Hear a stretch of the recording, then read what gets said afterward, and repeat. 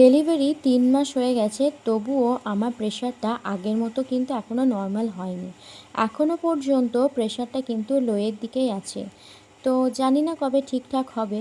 হয়তো breast feed যতদিন না বন্ধ হবে ততদিন হয়তো আমার প্রেশারটা ঠিক নাও হতে পারে।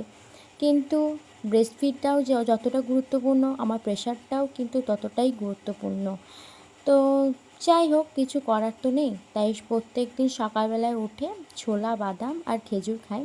আজকে ছোলা বাদামটা রাত্রিতে ভিজোতে দিতে ভুলে গিয়েছিলাম, তাই শুধুমাত্র খেজুরটাই খেয়েছিলাম।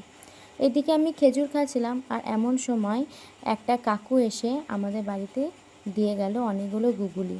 গুগুলি সাধারণত এখন টাইম পাই না বা নেওয়া হয় না। মা একদিন নিয়েছিল, ওটা কিনে নিয়েছিল। বাজারে যেগুলো কিনতে পাওয়া যায় সেগুলো তো অর্ধেক পরিষ্কার করাই থাকে, বাড়িতে এসে ভালো করে ধুয়ে নিলেই হয়ে যায়। কিন্তু পুকুর থেকে যদি ধরে আনা হয় সেই ক্ষেত্রে তো ওটা নিজেদেরই বাছতে হয়। তো সেই টাইমটা এখন আর বার করতে পারি না। যেমন ধরো, এই হয়তো কোনো কিছু ইচ্ছে হলো যে এটা রান্না করি, সেটা আমার হয় না। আবার কোনো সময় ইচ্ছে হলো যে এটা নিজে করব, সেটাও হয় না। আর এক এক সময় এমন হয় যে নিজের জামা কাপড়টা ধোয়ার মতনও আমার কাছে টাইম থাকে না।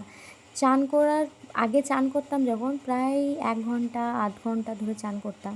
এখন ১০ মিনিট ৫ মিনিটের মধ্যেই চানটা হয়ে যাচ্ছে।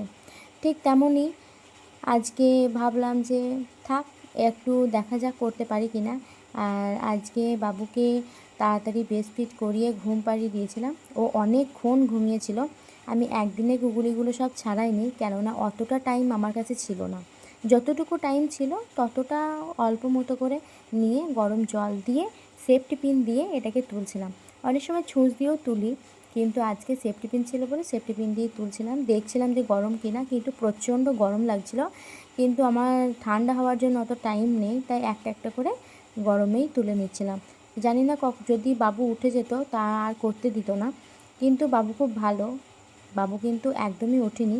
আমি এগুলো পরিষ্কার করেছি, ধুয়েছি, মা রান্না করেছে, আমি চান করতে গিয়েছি, এসেছি, মাথা আঁচড়েছি, মানে আমার যা যা কাজ সবই করেছি। প্রায় বাবু ২ ঘন্টা আরামসে ঘুমিয়েছে। আর গুগুলি এমন একটা জিনিস, এটা সবাই খায় না, আবার অনেকজনে কিনেও খায়। আমার তো বেশ ভালোই লাগে, কিন্তু এগুলোকে ভালো করে পরিষ্কার না করলে কেমন আঁশটানে গন্ধটা থেকেই যায়। বাবু যখন আমার পেটে ছিল তখন ২-১ দিন গুগুলি খেয়েছিলাম।